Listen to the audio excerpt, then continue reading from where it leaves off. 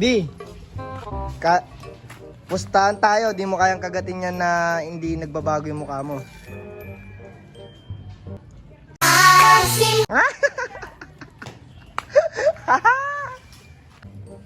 Kailangan walang reaksyon. Let's go! Wait lang.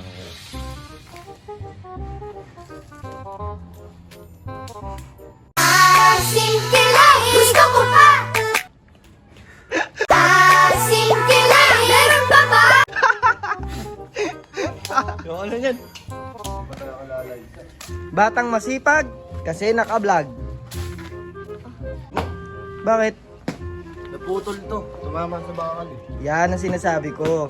Kung wala kang proper PPE, ganyan ang mangyayari sa iyo. Kaya guys, disclaimer lang. Huwag niyong gagayahin to nung wala kayong gear.